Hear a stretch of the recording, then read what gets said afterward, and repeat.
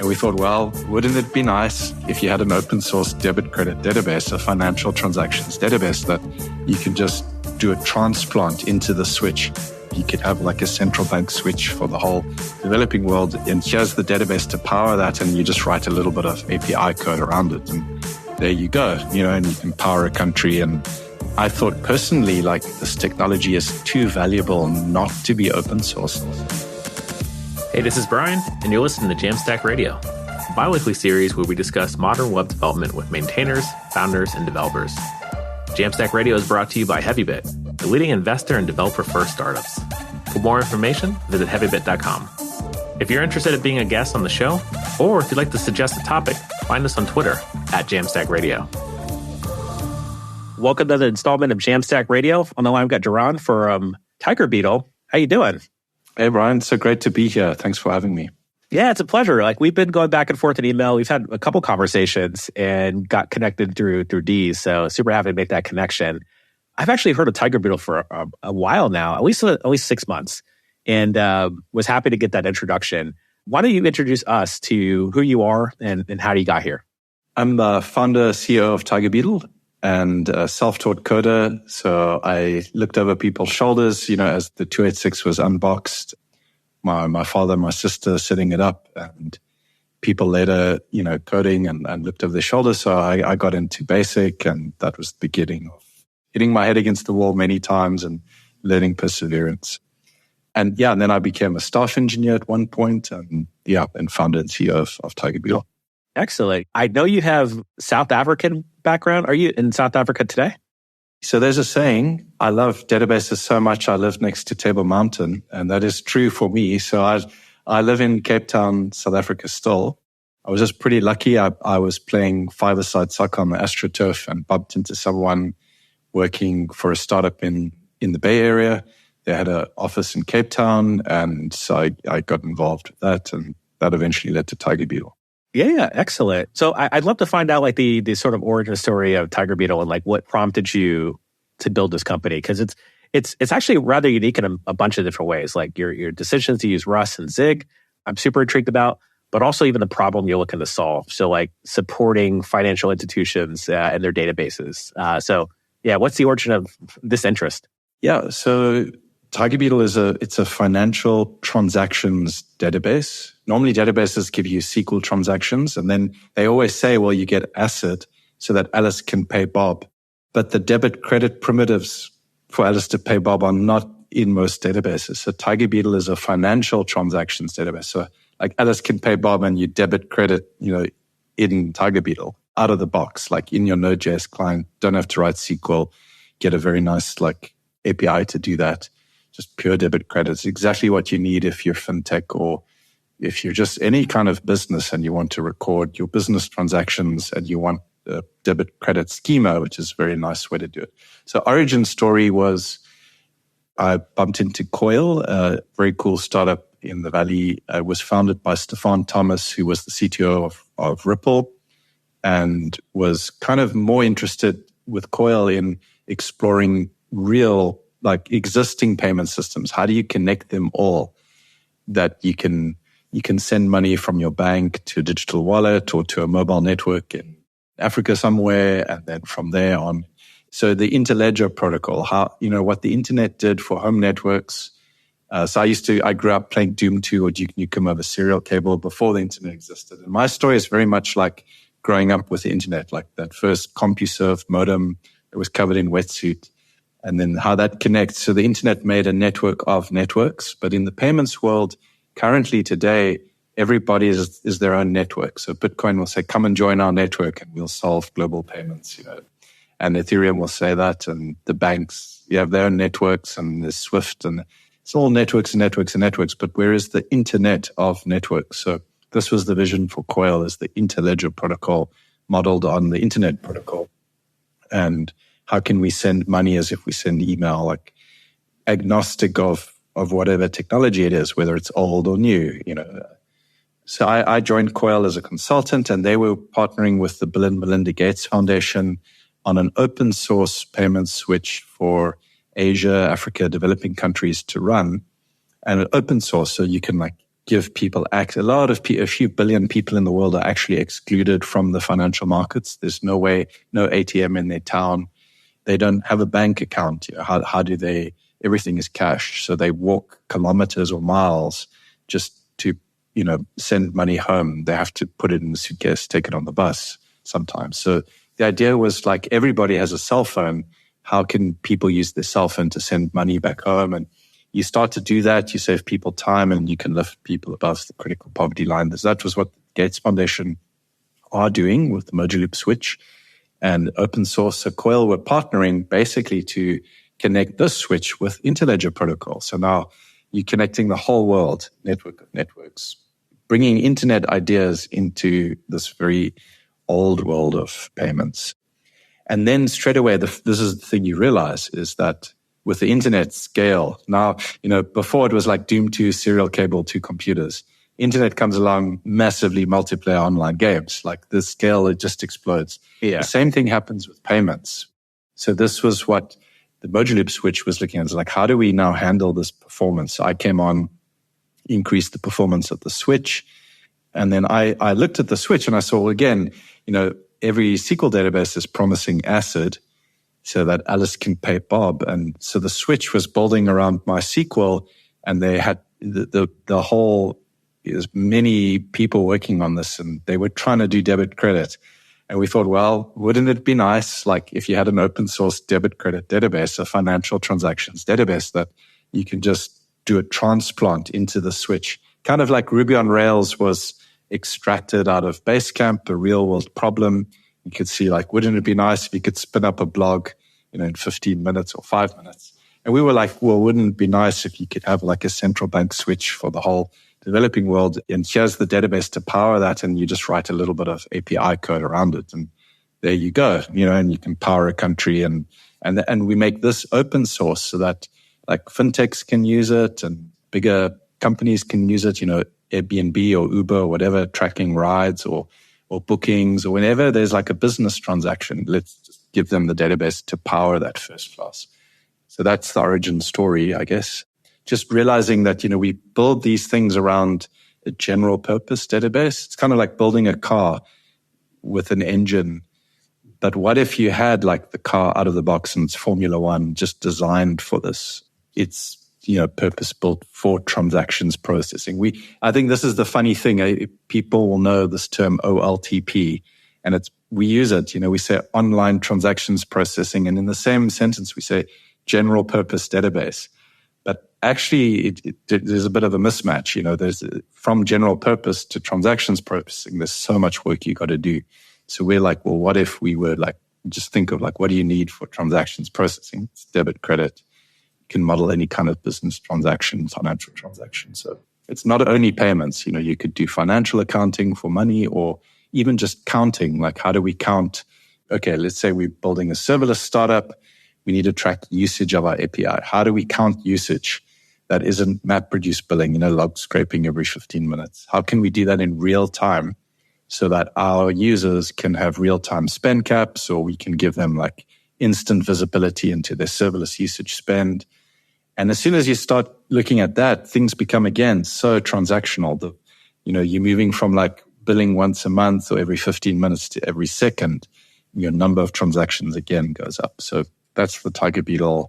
Kind of the dream is like, let's do OLTP open source for the future. That's highly scalable, And what was the decision for going open source? Because when I think finance and I think like fintechs, like there's a lot of secret sauce sort of trying to make sure that no one's sort of building the same thing. And you also mentioned like with banks and like ledgers, everyone has their own. So having an opportunity to build on your own database through TigerBeetle, like why open source that? Yes, great question. So I guess I think Kafka wouldn't have been the same if it was proprietary. I think that, the most popular general purpose databases all three are on the podium are open source. But for me, it was more of a personal reason. So I loved ZFS, and I was always so sad, ZFS, the file system. I was always so sad that the license, in my eyes, wasn't. I love MIT and Apache too, because they allow people to build businesses on top of them. I think they're really free like that. So I was always sad that ZFS didn't have that, and it never really got adoption because people couldn't use it. I was basically going to switch to FreeBSD at one point just to use ZFS. So, and I thought with TigerBeetle, what we were going to do, it's a distributed database. It's got consensus. It's got, normally you run MySQL and it's single node, or Postgres, it's single node. There's no automated failover.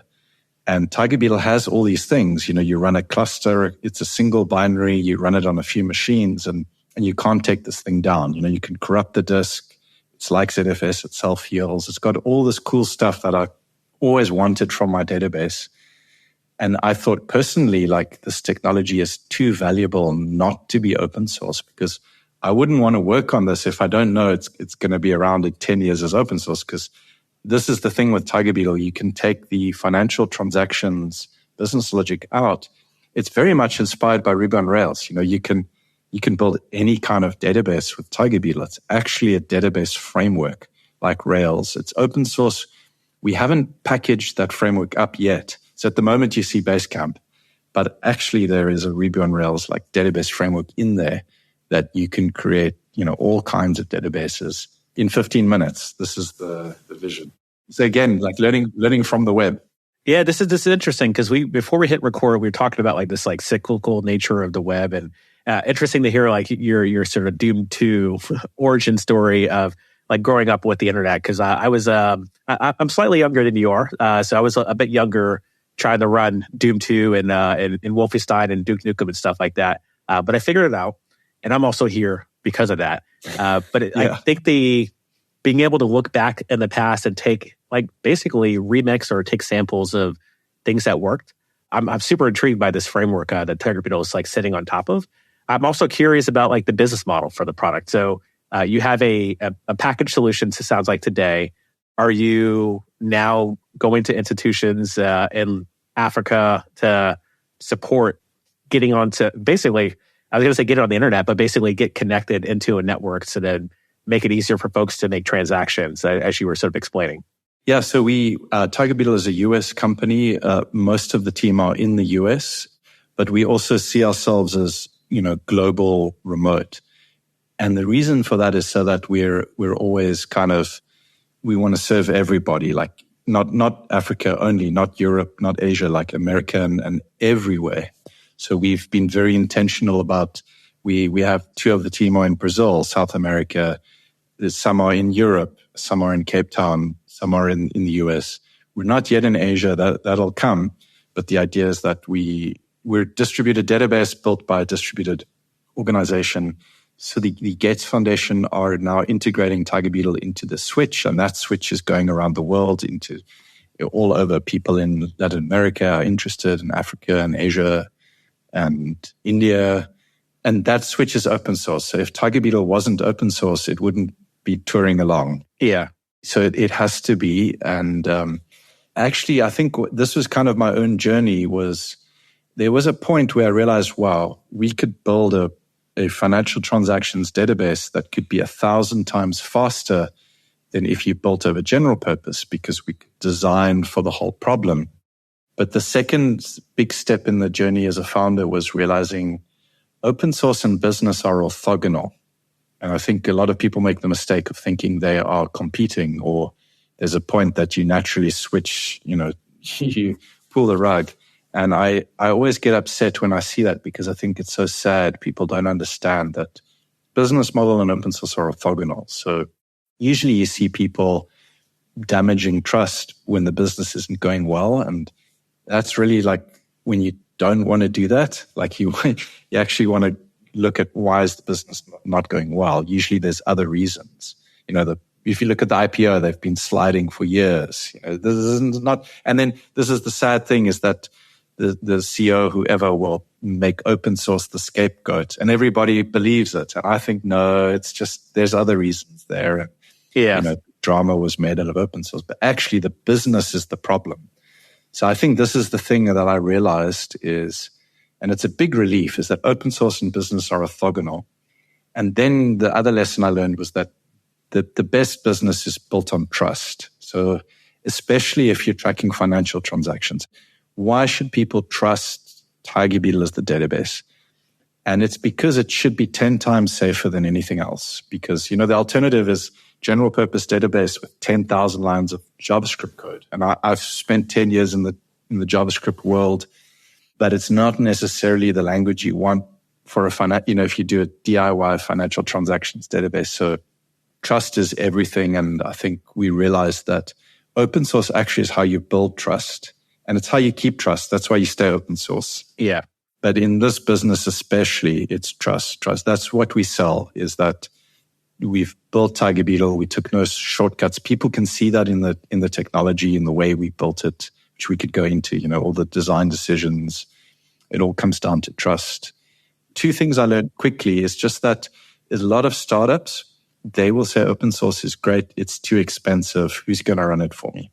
A lot of big enterprise companies will say open source is nice, but it's too cheap. Who can I pay for the helicopter contract when things break? Or who can advise, or who can save my developers time around this?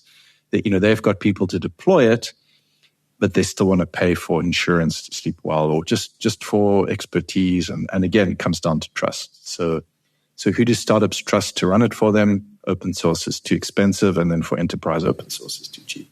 So you can build a business around it. And just so long as you're confident, that trust is really where it's at. Yeah. And I wanted to touch on, because you mentioned Ruby on Rails a few times and like how amazing that's been.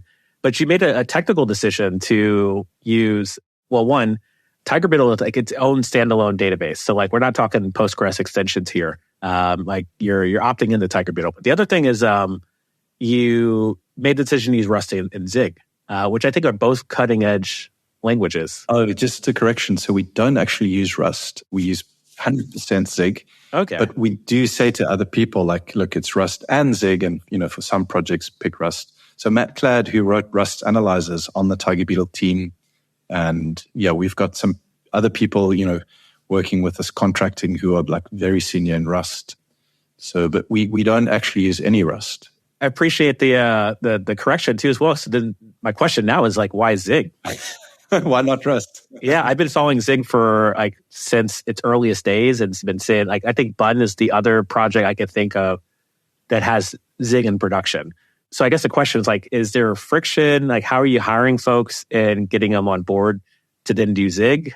There's probably an easy answer. It's like we just hire the best developers and they can learn on the job. But how's the experience of Zig been? Oh, great. Thanks. So again, it kind of comes down to business and trust. Like there were so many good business reasons to pick Zig. I think this will surprise people. And again, from Rails, I realized, need to do WebSockets, need to get into Node.js. Like the day Ryan Dahl launched it, and I was doing a Rhino on the VM because I was convinced server-side JavaScript.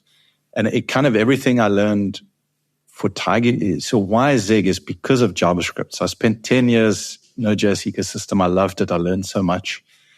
I also saw the stuff that, like Ryan wrote 10 regrets about Node. I had a few as well. So, Node would just dynamically allocate. There was no way to pass a buffer so that you could do a TCP receive into an existing buffer. I would sometimes run into 2-minute GC pauses in production, things like that. And then NPM dependency explosion. I actually did come to appreciate like strong typing and just the ability to work with the hardware, like unlock the power of the machine. And there was this yearning to do that. And I could never do that in Node. But C was always such a mission. I started getting into C. So I wrote a lot of like native add-ons for Node in C. And then I also realized, okay, this is the stuff that I don't like with C that they could really fix. Obviously, it's like walking cliffs of Dover blindfold. You never know when you're going to fall off because there's no fences anywhere with C. Nothing is defined. So it's extremely dangerous, but there's this yearning to work with a machine. I've been a high level developer for so long. And so Zig came around and I started following it in 2018 for 2 years. TigerBeetle was 2020 when we started, July 2020. So for 2 years, I'd been following Zig. I'd been following Rust too. And when Ryan Dahl wrote that post, 10 regrets for Node, I said, maybe you can avoid some regrets for Dino. The backend was Go at the time. I said, maybe we don't want 2 GCs. What about Rust? So he actually did rewrite Dino in Rust, which I was so excited about Rust at the time. And then I saw Zig, and Zig kind of just hit the sweet spot. So like, how do you do static memory allocation? Like, how do you just not even have manual memory management in C? Like, just, I don't even want to call malloc or free because of this experience with Node.js. Is like, how do you build rock solid APIs where you know the explicit limit of everything your program can do? Like, how do you build a box that is shaped as if you're doing engineering in the real world? You can have physical constraints. This is, I think, always the thing that plagues software is we're in the movie Inception. We can do these amazing things, but we don't have enough physical constraints. So I was thinking, like, how can we know exactly we're going to support maximum 128 database clients and give them so much memory for their TCP receive buffer, send buffer, and everything? We're going to make it so simple and have limits on everything. Because this was kind of my reaction against Node. You know, I ran so far from Node that I went past manual memory management all the way to static allocation. And you can do that in C, but actually Zig was so much better because here, the standard lib, you could bring your own allocator, you know. And Rust had a global allocator, and you couldn't handle memory allocation failure. So for a database, that was like almost an instant showstopper at the time in 2020. You know, out of memory, you have to handle that as a database. You can't just global panic. So Rust was ruled out. Then it was going to be C or Zig. And then finally, here was a language with Zig where you had amazing, you can, like, if you're a Node developer, you can spend a day and then you're writing Zig and you're compiling a binary so easily. There's none of that pain. You know, you can cross-compile something from Linux to Windows and ship people binaries that are like a few kilobytes compared to like a 10 meg Node binary. Actually, Zig makes like systems programming accessible to all of us JavaScript developers. So kind of that was the other reason is I saw Zig was such a simple language, read like TypeScript. You know, Rust takes like a long time to master. Zig, you can be very good in a month. And obviously there's a lot to learn. You have to be careful. In TigerBeetle, we do static memory allocation. So we have less of the need for the borrow checker. We single threaded for performance reasons. So again, less need for borrow checker. But this was the other thing, you know, that coming back to the payment switch, they were all in JavaScript, and we realized, well, this reads like TypeScript, so they're going to like this because they're going to understand TigerBeetle. And so business-wide, it made sense. It also made sense for hiring because it's so easy to pick up, you know, 2 days. So when people join TigerBeetle, we actually, I realized we never even helped them out onboarding into Zig. It's just like, really, by the time they start, they've already learned the language. So that's a big advantage. I think Zig is really going to accelerate quickly as a language because it's just so easy to pick up. And, you know, we wrote some prototype for TigerBeetle in JavaScript. At some point, we switched to Zig because it was quicker. So you get this amazing developer velocity. And because it's kind of like surfing, I think, you know, you can find technology moves in waves. So you can find the wave where you see thousands of people riding it, but you don't get marketing benefit. There's no tailwind because drop in the ocean. Or you can look ahead, you know, to the backline and you see the swell forming like Node.js. You know, so many people early there, Guillermo Rauch, they went on to do amazing things. And I learned that with Node, and I always kicked myself that I never did that. And so when Zig came around again, I was like, well, I'm not going to miss it this time. Now's the time, paddle out, bet on it in 2020 and we're 2024. And it's made me so happy even than I could have imagined, you know, like Zig is just, just really, really performing there. And it's just been a great choice. So, and even now it's still early. So yeah, I know startup founders, they're starting to pick it, but it really, I would say to people, go and bet on Zig because it's a great language, depending on what you need to build, of course, but it made it quicker for TigerBeetle. And it's been better for safety, better for performance.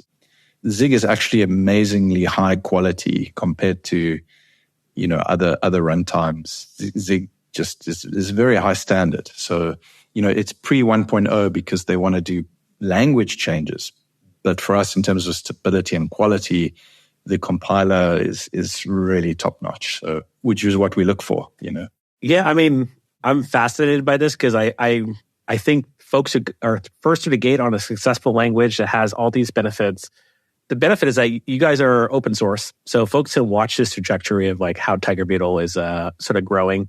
I recently did a talk at Open UK, and you commented on that in email because I mentioned that TigerBeetle, like the engagement as far as like contributions and stuff like that, they're lower than other projects, but they're also earlier than other projects when it comes to the ecosystem, when it comes to Zig. So I'll definitely be paying attention to this and sharing some insights, stuff like that. I've been tweeting an insight a day on my Twitter, and hopefully I'll use TigerBeetle as a case study in the future. But I did want to transition us to the picks. So I appreciate you sharing about the founder journey, TigerBeetle and yourself, sort of being early for quite a few different things, including Doom 2. And that gives us a good segue to transition to the picks. So these are things that we're jamming on. Could be music, could be food, could be tech related. And if you don't mind, I'll go first. I've got actually 2 picks. First pick is actually the BlackBerry movie. Oh, yeah. Yeah, I never owned a BlackBerry. It was like, I was still in high school and college by the time it had its sort of turn up. But I definitely watched that. And like when I took my first role professionally in 2008, I think I joined the professional world. BlackBerry was definitely 100% still a thing. We saw the iPhone come out around like the year prior and completely changed the way that scope looked like. But fascinating story and journey of founders starting a thing early, building on top of this internet that's out there. So I don't know what it was called, the protocol, but 2G. It was like the force, that they were building on. Yeah. This like spectrum that they discovered, and they call it the force. Yeah. Amazing. So I don't know. Did you ever own a BlackBerry? I didn't, but yeah, watching the movie and that moment where they see the iPhone unveiled. Yeah. I felt so bad for them. Like, oh wow, this is how technology moves in waves. Yeah, this definitely is. And like, you don't want to be at the other side of that curve. So build your projects in Zig is the TLDR. I did have another pick, which is like more of a personal pick, which is since November, I've been basically limiting my sugar intake to 25 grams per day. And then I do exercise every day. So like, I no longer have a therapist. I've got to actually find a new therapist. So my stress management is go to the gym before I do emails. And that is actually turned into 22 pounds down. So I don't know what that's in kilos. Someone does the math. You can tweet at me, whatever the conversion is. But I can't do that live. But yeah, so this one of the shout out that's been actually driving just like decisions and quality of life, but also running a business on top of that. Being super focused on like what sort of fuel I put in my body actually helps me perform better when it comes to work. So That's my other pick, and that's what I'm jamming on. You have any picks for us? Yeah, so thanks. That was so cool to hear about the BlackBerry movie. I loved it, and I think in there, I love that scene how they always have movie nights, and it's like the heart of their culture. Yeah. And then I think someone starts to kill movie nights and things go wrong. That's when you know. Yeah. Yeah, and I think this is kind of the thing with TigerBeetle. We coming from the gaming genre, good luck, have fun. We say build trust, have fun. Because I think this is the thing. People think at some point you wear a suit and become serious to build trust. Like you have to drop your don't be evil motto. But actually, people trust you when you have fun, when they see you're human as well. Like you're just a real person. And that is so important, to building real relationships, is keeping it real, like have fun.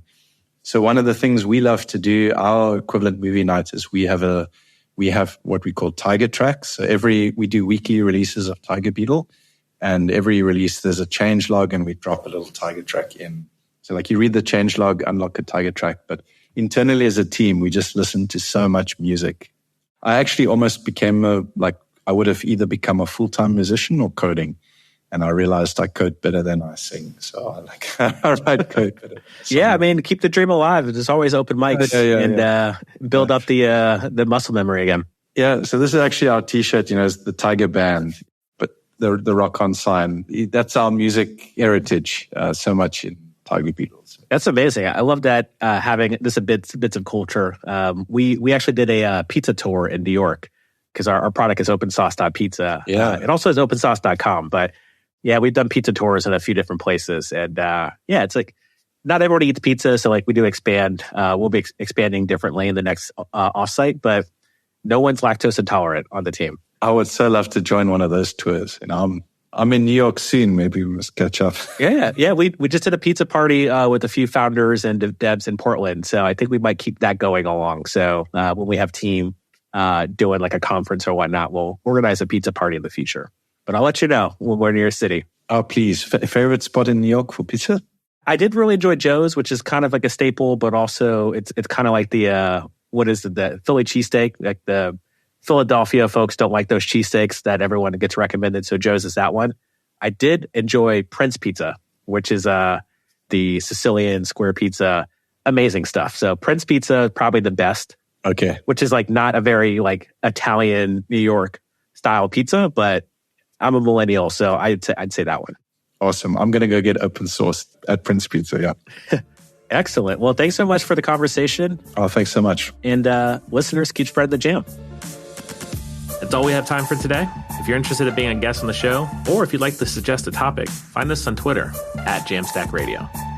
This show is brought to you by Heavybit, the leading investor in developer-first startups. To learn more about Heavybit, visit heavybit.com.